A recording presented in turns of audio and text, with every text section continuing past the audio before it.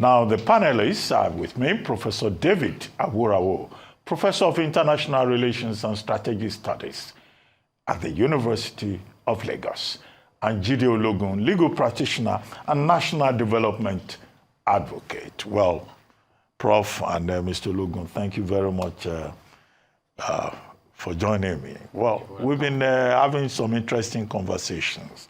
First, we have Abayomi Arabambi, National Publicity Secretary of a faction of the Labour Party, discussing the Supreme Court judgment on crisis within the party. After him, I spoke with Mr. Dankunle, who helped us to unpack some of the major issues within the economy, in the oil and gas sector, and also international, trade crisis occasioned by the tariffs by the United States under Donald Trump. And then we had the privilege of hosting Chief Segun Odegbami, who spoke about the passing yesterday of two major members of that 1980 AFCON Green Eagles team. Chairman Chukwu, who was, captain of the team, and also Charles Bassi, who died in Eket. And he used the opportunity to also talk about the plight of persons who have served this country and how footballing is a very perilous enterprise, at least in their time. And now government plans, the hypocrisy involved, documentations, plans not seeing the light of day. Where do I start from? Mr. Ologun, let me start with you. Thank you very much.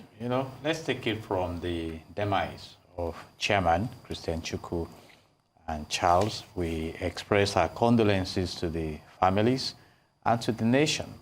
And Chief Odegbami mentioned something crucial, how those who have labored to really bring glory to the nation, confront the future and often need to struggle through life. And I don't know how relief can be brought to that aspect of our national, governance culture in this country, because some have passed on like that in the past. And I also align with the expression of Chief Odegbami on the difficulty of perfecting title in Nigeria. And if the amiable governor of Lagos State is listening to us, you may have to declare a state of emergency in that sector of our governance life. It's very tough, not just in Lagos State, but in Ogun State. And sometimes lawyers need to struggle. And I doubt if this should take such a long time. And what happens when you make this very fluent is that you activate business interactions. And once again, condolence to the families of the departed and to the nation. And for those who are alive, try and plan your future. And those who God have put in position to honor, those who deserve the honor, please don't look the other way. And that brings us to the issue of our oil and gas in the country. I was very happy too when I read that the Federal Executive Council has decided that Dangote should get crude for Naira, and we expect that will scale down the pump price of petroleum products and, by extension, try to bring down the inflation, which, though, is a difficult thing in the country because when some prices go up, they hardly come down. And again, talking about the management of NNPC, because I perceive the struggle between Dr. Abati and our analysts on whether the leadership of NNPC should be blamed for what or that. I think there's a need for forensic investigations in NNPC that was established on the 1st of April 1977 to 1977 to activate sustainable development in Nigeria and what they have delivered to us as a people. And I hope that the new leadership now, even though there are cries from within that, oh, you are bringing them from outside to come in here, but they've been in the industry too, playing, we'll be able to rise up to the occasion and carry out the expressed mandate of the president, which is to, hype productivity and, of course, restructure the deliverables in that sector of our national life. But I made reference to when Dr. Chukwu was appointed as the Minister of State for Petroleum. He promised heaven and earth they were going to generate electricity and things like that. But like Aesop, a wise man, said, when much is said and done, more is said than done. And that brings us to the warning of J.P. Morgan. I'm really, really concerned about that. And I appreciate the expression of Uncle Dan on the fact that we are yet to become a productive nation. In fact, I was monitoring the tariff warfare going on. And Singapore, who is perceived to be a strong nation, is also worried. And I think it's just about 10% tariff that Donald Trump is throwing in the direction of Singapore. And the leadership is coming together to say we should not take this lightly. We need to enhance the capacity we have for what is happening to Africa. Because, and like he said also, America used to be the giant of the world and still claims to be the giant, but Chinese, over 4 decades, have gone down to the drawing board and beyond the drawing board to become a strong nation economically, to develop domestic capacity and having overflowing capacity to export to the world. And as these battles are going on, I hope that our leadership will wake up. And again, the call for a state of emergency in the economy of this country. If sustainability of the United Nations that will be evaluated in 2030, the agenda 2030 is anything to go by, we must wake up to the realities that we must engage our overflowing resources to create commonwealth for common good. And then with all those warnings, those investors will be monitoring to see the direction we go. But like someone also said, wisely so, you must scan your environment and learn how to prevail against the external shocks. And I hope leadership is listening. And I took up Mr. Dan, who was saying that the people should encourage the president. The president does not need encouragement. He's the president. In Section 5 of the Nigerian Constitution 1999 as amended, he's been given the executive power. So let him go ahead. If there's a vision to develop Nigeria, go ahead.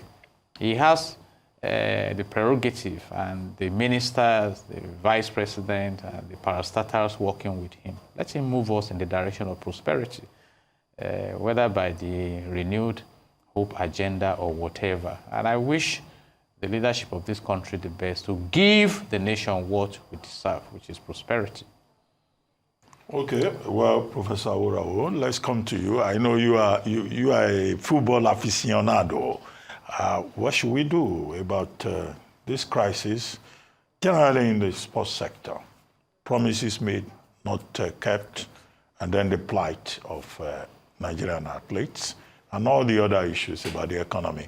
And also Labour Party. Mr. Ologun, you didn't talk about Labour Party. Yes, and how Doctor, politicians... I've left. I'm also disturbed by the various interpretations given to the decisions of the Supreme Court. And I want to appeal that please let these decisions be clear enough. And if there are those trying to play football with decisions from the court, I think the court should not allow that. Should go after them. But it's an internal and family matter, and almost all parties have their issues. So they should go and learn conflict management, effective conflict management. And I hope that someday they all wake up to begin to drive the interests of the citizens. But what I have seen is that it's their political power interest that's driving them.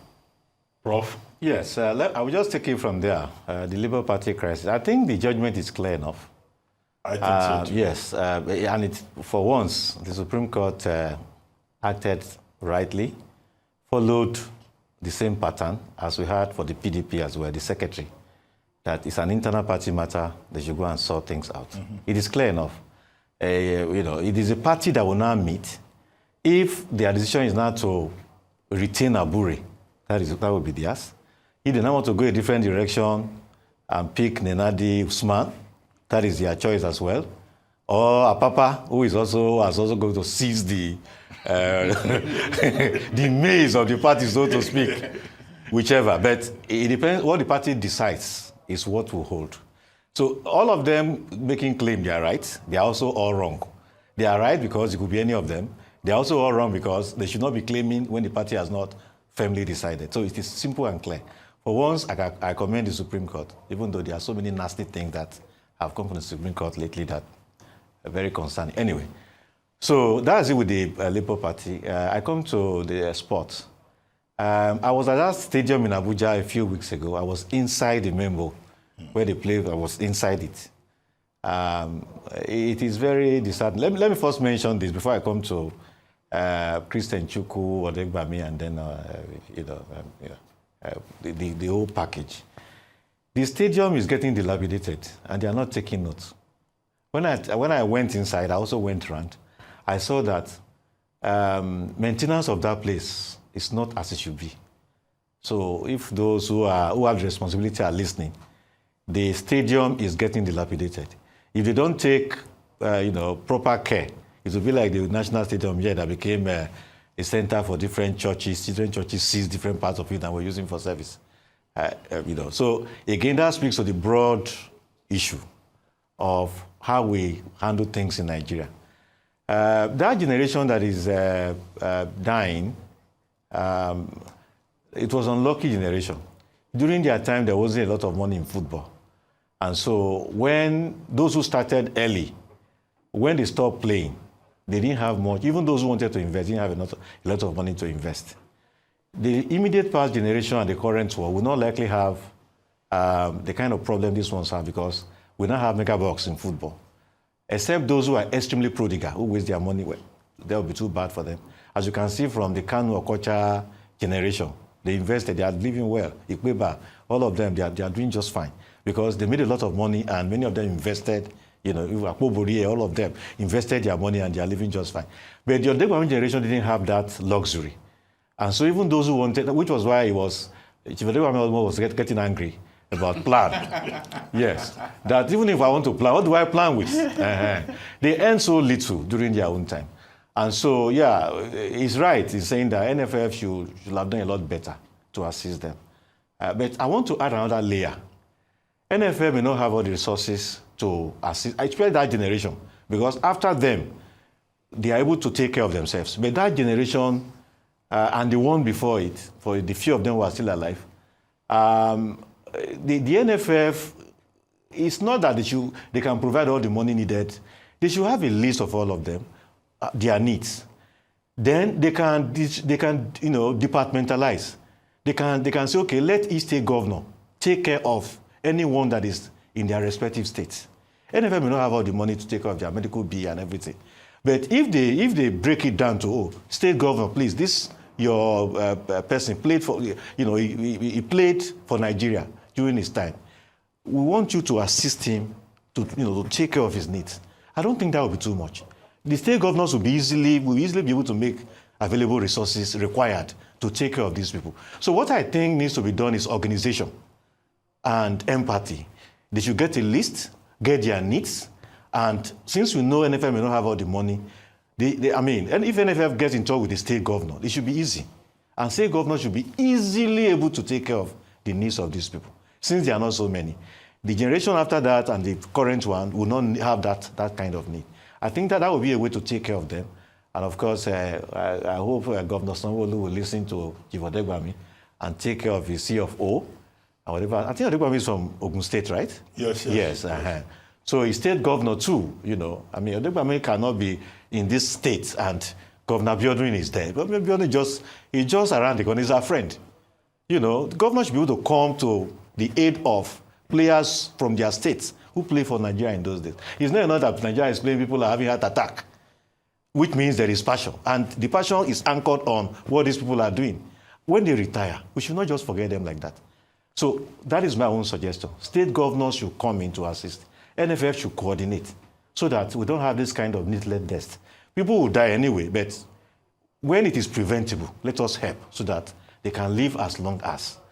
Those are my comments on that. And of course, I've talked about National Stadium. It is dilapidating. I was there a few weeks ago.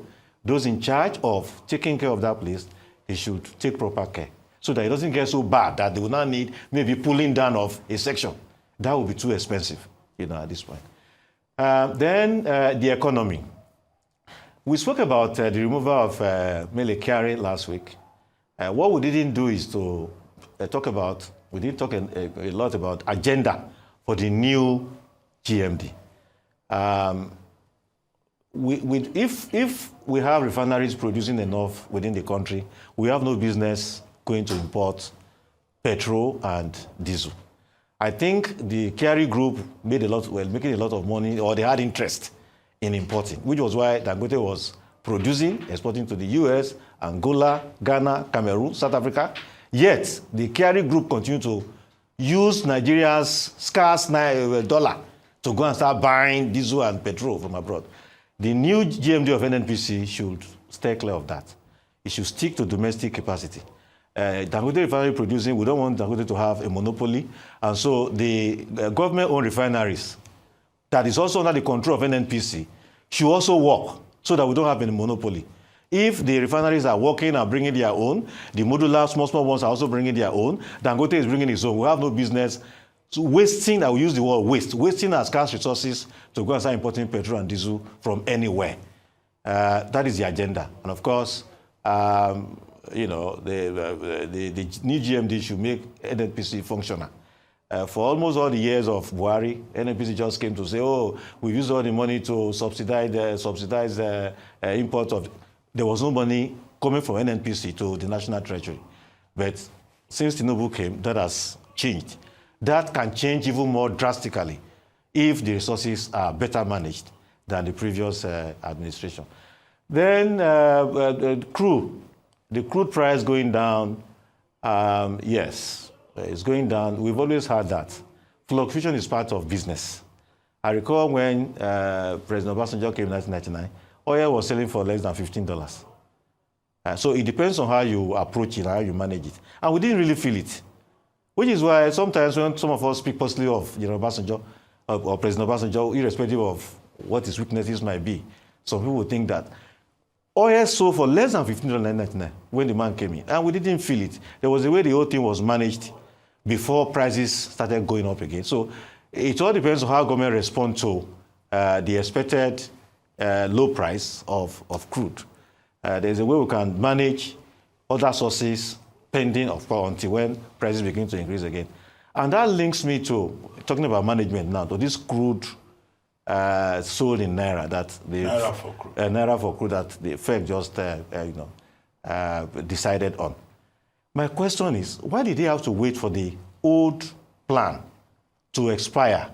I will now have a vacuum, a lacuna, a gap before deciding. When the other one was about to expire, what happened? How come the Fed didn't meet at that and say, oh, the Naira for crude was about to expire, let us not allow gap. And then what they have just done now, if they had done it a few weeks ago when the other one expired, it wouldn't have created the crisis we had. The thing came to 860, but because that ended, it returned to 930. Now it's about coming down again. So it speaks to administration. We should be more serious, we should be more committed about all of this.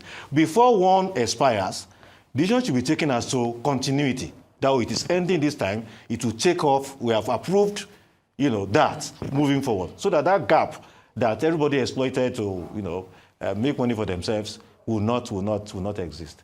Hopefully, Nigeria should be able to. Nigeria has gone through shocks before in reduction of oil price, and this one is not even going down so drastically. 50-something is still it's not so bad. Let's just hope that it doesn't go lower than that before it starts going up again. With proper management, Nigeria should be able to weather that. So it is good that we are being made aware of what is coming, but responding to it should be easy. Finally, Trump. Trump is going to cause a lot of crisis for the economy, with all what he's doing. Tariff, we have seen, even the U.S. has not benefited from it. Trump is boasting that, they are coming to beg. Even if they come to beg, the structure before these tariffs were introduced was not really, U.S. was not so disadvantaged by it. And so, which makes the whole tariff thing, to me, simply nonsensical. And the unfortunate thing is that, given U.S. position as the world's leading economy, what happens there affects everybody. It will affect everybody. Singapore is worried because, the global economy now is intertwined. It's so interconnected that what is happening somewhere there will be a domino effect. And no, this tariff thing will not benefit anybody. And I'm surprised that Trump has continued to push ahead with it. I think it's high time someone, I think his economic secretary, one of the secretaries was also pointing that out. More people should draw his attention to that, because he is someone who seems to make up his mind and pushes ahead irrespective of what the consequences may be, even if they are negative, so that we can have stability in the global economy. Trump's tariffs will not help anybody. And fortunately, we are not so badly affected. We don't export so much to the US and all that, so we are not going to be so badly affected. But when the global economy is negatively affected, of course, we too will be affected one way or the other.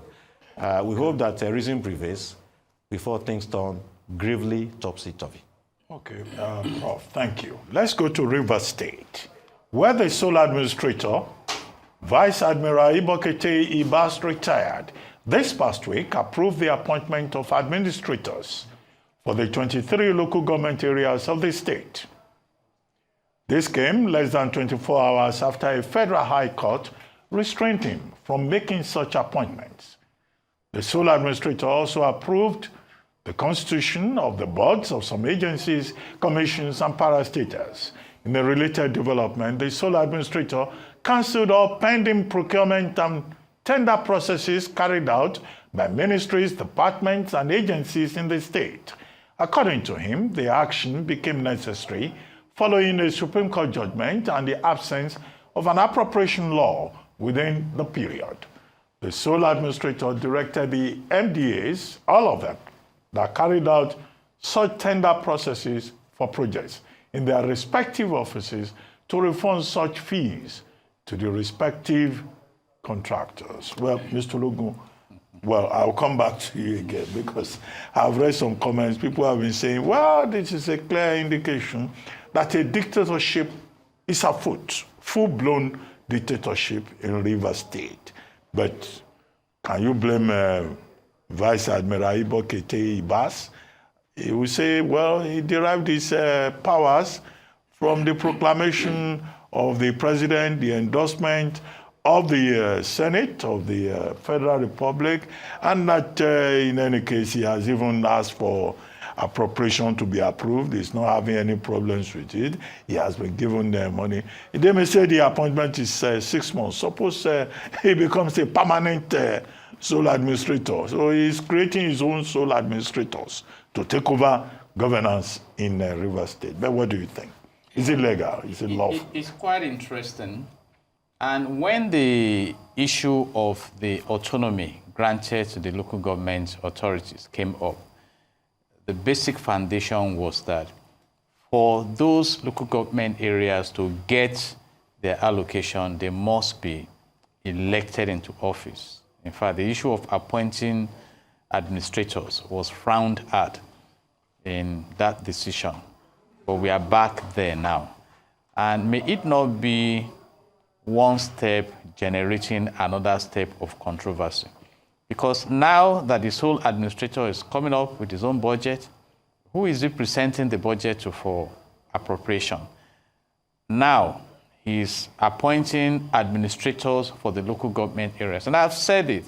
I hope that when this is over, there won't be a series of legal interventions and the interpretations of these actions. And again, a court gave a directive that he has chosen to ignore and move ahead. And according to him, because I followed this issue keenly, he said that he went to some local government areas and realized that to carry out the mandate given to him under the state of emergency proclamation, he needed the grassroots governance support.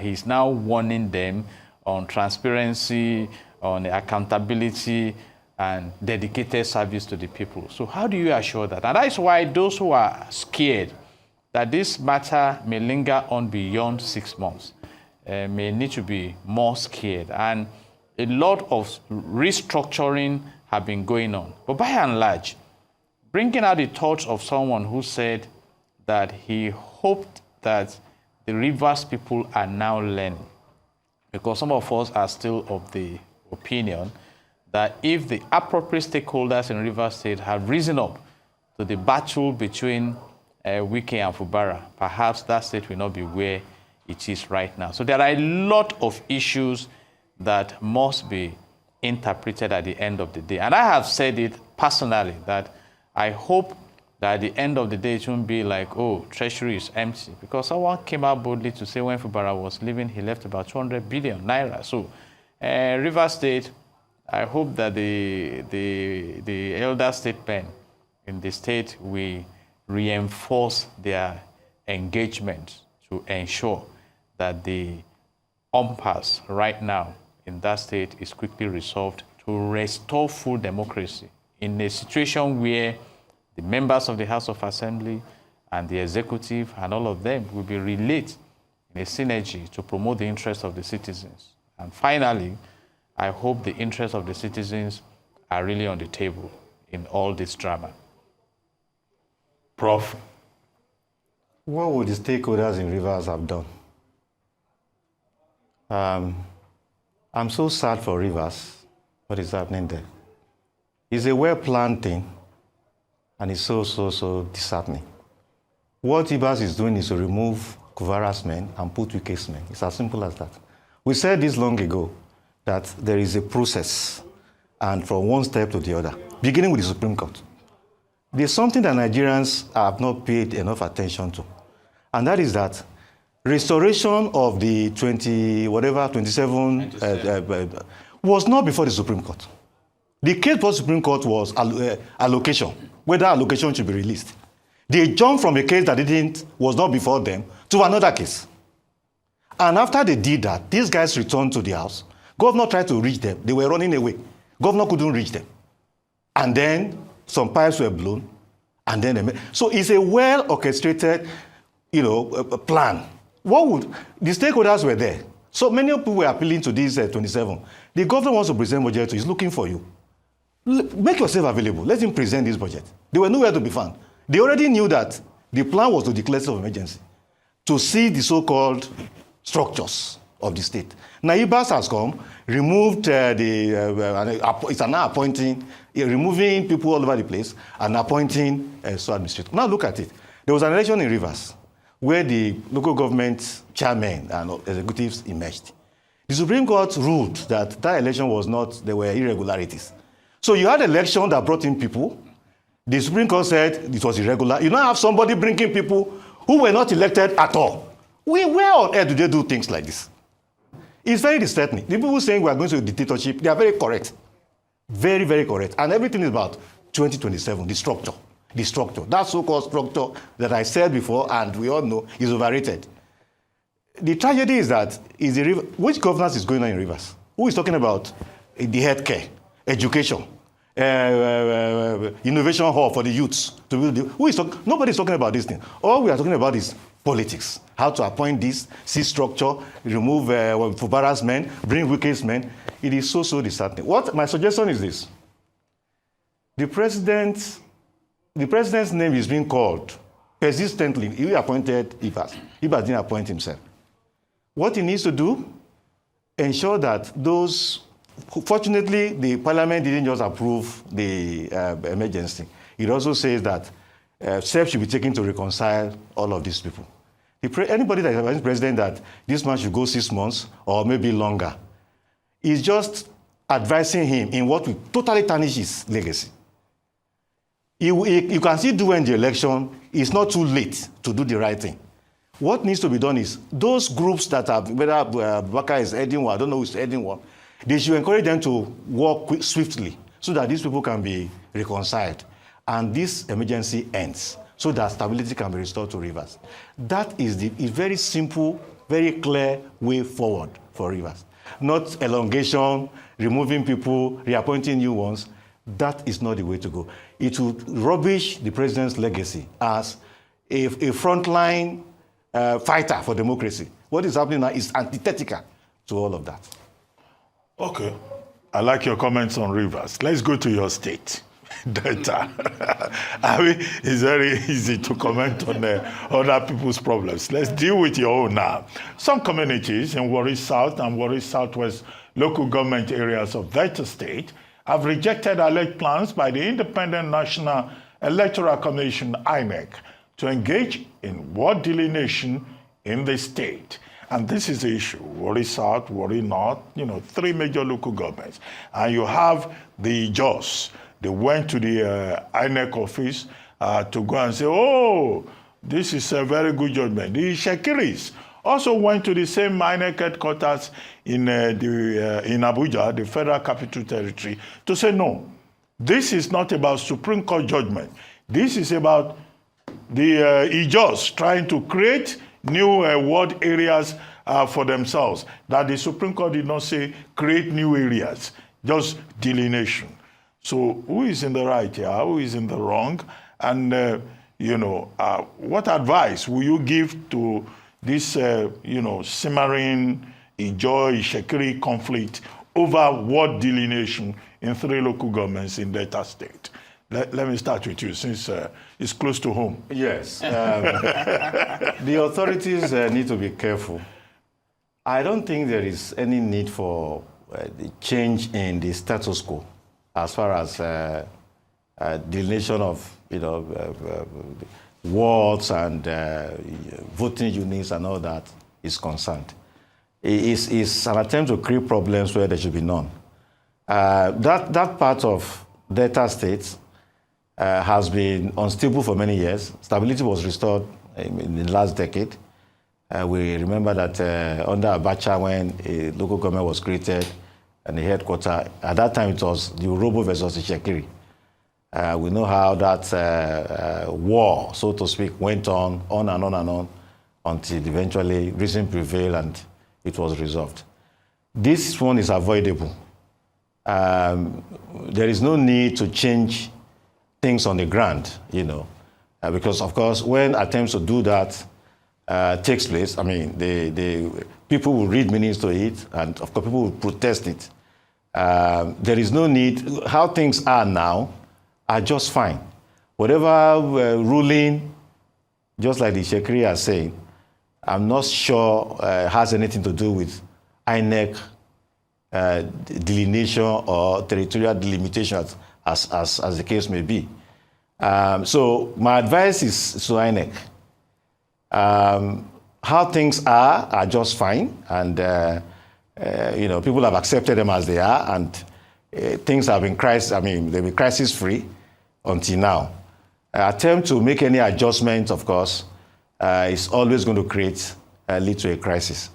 INEC should not carry out any delineation. They should leave things as they are, because the ethnic relations in that place, things are quite fragile, and mutual suspicion is high in the place.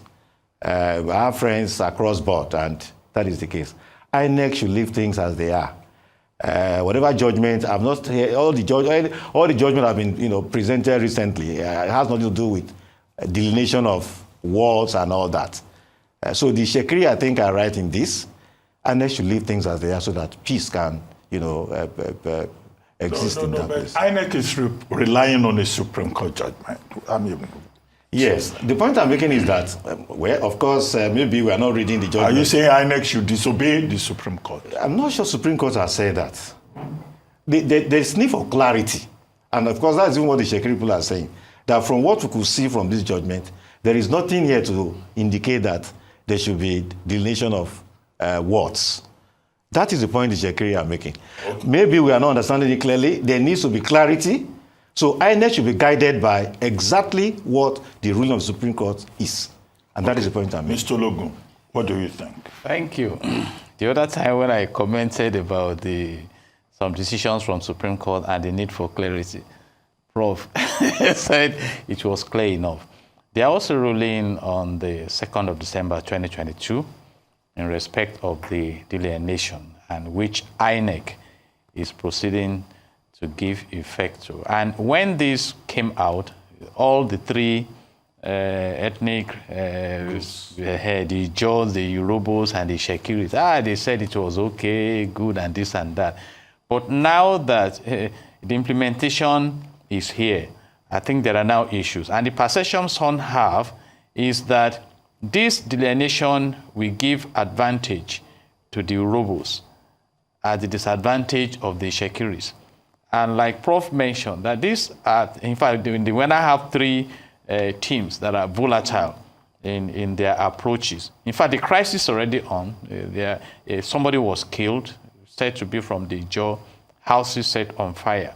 And the big question you ask is that, is it all about power or national development or what? You see, and that is why we keep saying that there is a crucial need for not presenting the judiciary as having a political coloration. You see, it's disturbing. Now, that region again, and perhaps the next thing you begin to read is that some are asking for state of emergency, because even while some are complaining about the state of emergency proclamation in Rivers State, some from the north are saying president should come and declare state of emergency in their state. So when are we now going to focus on national development? So once again, I hope that peace is restored to that region. But do we have politicians who are interested in peace? That's the big question. And some of them are always ready to sponsor this crisis. So I hope that it doesn't escalate beyond where it is right now, and that we begin to have a nationalistic approach to governance in Nigeria, so that we don't fuel the probably decision of leadership to continue to exploit the nation, because the more divided we are, the less energy we have to really drive the advocacy for good governance. For peace in Delta State. Thank you very much, Mr. Jide Ologun, and thank you, Professor Aworawo. Well, I look forward to seeing both of you again next Sunday. You've been watching This Day Live, the Sunday talk show, here on Arise News. I'm Ruben Abati. From my entire team here in Lagos, it's bye for now, and thank you very much for watching.